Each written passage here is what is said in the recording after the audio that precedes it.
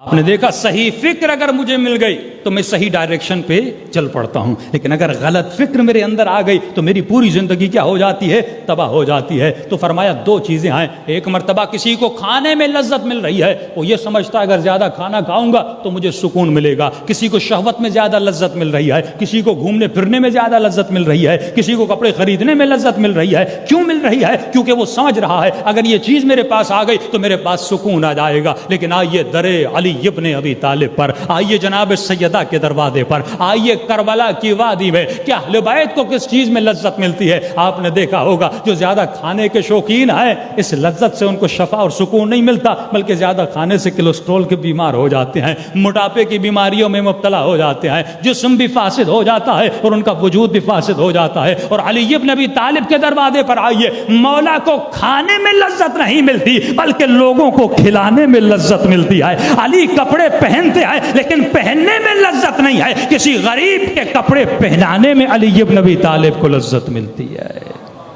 تو وہ لذت معنوی ہے، یہ لذت دنیاوی ہے۔ رسول خدا کو ایک صحابی نے دعوت دی کہ یا رسول اللہ میرے گھر میں آئیے۔ رسول خدا گھر کے دروازے پر کیا ہو گئے؟ رک گئے۔ کہ یا رسول اللہ آپ اندر کیوں نہیں آتے؟ نبی نے فرمایا کہ اس گھر میں مجھے ریاکاری کی بو آتی ہے، اس گھر میں ضرورت سے زیادہ چیزیں ہیں، میں اس گھر میں پاؤں نہیں رکھ سکتا۔ کیا مطلب ضرورت سے زیادہ چیزیں ہیں؟ ایک مومن کے ہم گھر میں گئے، اس کی دیوار پر ایک پینٹنگ رکھی ہوئی ہے۔ ہاں بھائی یہ کتنے کی ہے؟ کہا مولانا یہ 2 لاکھ روپے کی ہے۔ اس دیوار پر اس پینٹنگ کی ضرورت تو نہیں ہے، نہ تمہارا احتیاج ہے، نہ تمہاری ضرورت ہے، یہ پینٹنگ تمہاری شہوت ہے، یہ تمہاری خواہش ہے، یا ہو سکتا ہے تمہاری ریاکاری ہو، 4 لوگ دیکھیں گے مجھے کیا کریں گے؟ واہ واہ کریں گے۔ مولا علی کا جملہ سنیے، فرماتے ہیں اے مومن الریا هو الشرک کلہ، جو ریا ہے وہ سب سے بڑا شرک ہے، کیونکہ تو زندگی اگر رضائے خدا کے لیے گزارے تو زندگی میں نعمتیں آتی ہیں، لیکن لوگوں کو دکھانے کے لیے اگر تو کرتا ہے یہ سب سے بڑا شرک ہے، اور شرک ظلم کبیر ہے۔ جنت میں ہر کوئی جا سکتا ہے لیکن مشرک کے لیے جنت کے راستے بند ہیں۔ ہم دیکھیں کہ زندگی میں کتنی چیزیں ہم لوگوں کے لیے کرتے ہیں اور کتنی چیزیں امام حسین کے لیے کرتے ہیں۔ ایک مومن کی شادی میں گئے، تقریباً اس نے 50 لاکھ کا خرچہ کر لیا۔ بھائی بیٹی کی شادی تو 4 لاکھ میں بھی ہو سکتی ہے، 50 لاکھ کا خرچہ کیوں کیا؟ کہ مولانا اسٹیٹس ہے، لوگوں کو دکھانا ہے، لوگوں سے واہ واہ لینی ہے۔ تو یہ کس کے پیچھے ہے؟ یہ لوگوں کی واہ واہ کے پیچھے ہے، یہ امام حسین کی واہ واہ کے پیچھے نہیں ہے۔ یہ جوان سوچے میں جو سنگار کر رہا ہوں، اپنے بال بنا رہا ہوں، میں یونیورسٹی بن سنور کے جا رہا ہوں تو کس کے لیے جا رہا ہے؟ صفائی کا خیال رکھنا تو واجب ہے، لیکن اگر تمہارا بننا اور سنورنا اللہ کے لیے نہیں ہے،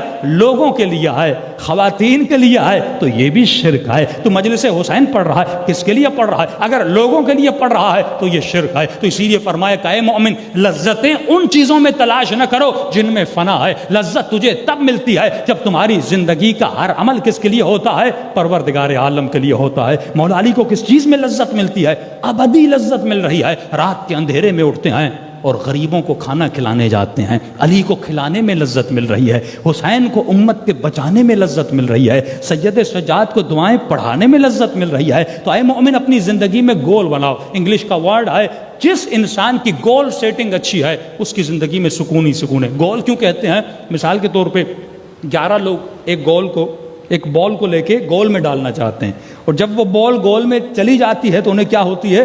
خوشی ہوتی ہے، سارا مجمع کھڑا ہو جاتا ہے، کیونکہ سارے مجمع کا ایم یہ تھا کہ میری ٹیم یہ بال اس گول میں ڈال دے، تو ان کو کیا ہوتی ہے؟ خوشی ہوتی ہے۔ تو تمہاری زندگی میں اچھے سے اچھے گول ہونے چاہیے۔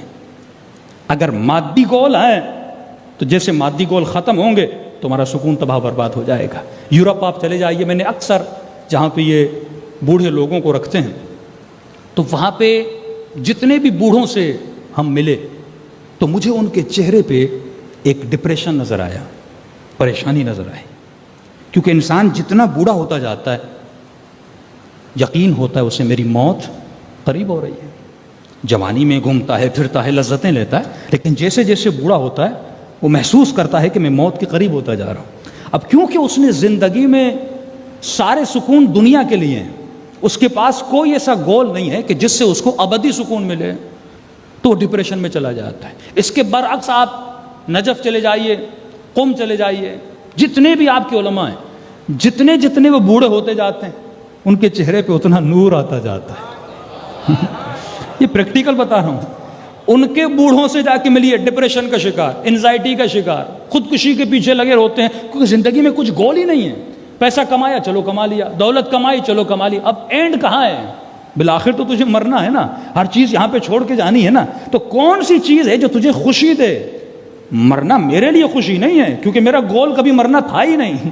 میں نے پوری زندگی گول بنایا کہ مجھے بزنس کرنا ہے, مجھے کمانا ہے. میں نے کبھی بھی ایسا گول نہیں بنایا کہ مجھے ایک دن مرنا ہے.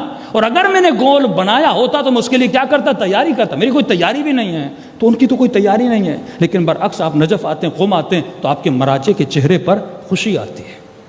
خمینی صاحب بیمار ہیں, کھڑے بھی نہیں ہو سکتے, بڑی مشکل سے ہاسپٹل میں سجدے کر کے نمازیں پڑھ رہے ہیں, لیکن چہرے پہ نورانیت آئے, چہرے پہ سکون آئے. آغائے بہجت 90 پلس ہیں, لیکن ہم نے بڑھاپے میں دیکھا عجیب سا چہرے پر سکون تھا. علماء فرماتے سکون کیوں ہے؟ فرمایا کیونکہ پوری زندگی گول یہ تھا کہ اللہ کو راضی کریں. اب جب راضی کر لیا, مرنے کا وقت ہے تو یہ ملاقات خدا کے جا رہے ہیں. جب محبوب اپنے معشوق سے ملتا ہے تو اسے خوشی کا اظہار ہوتا ہے.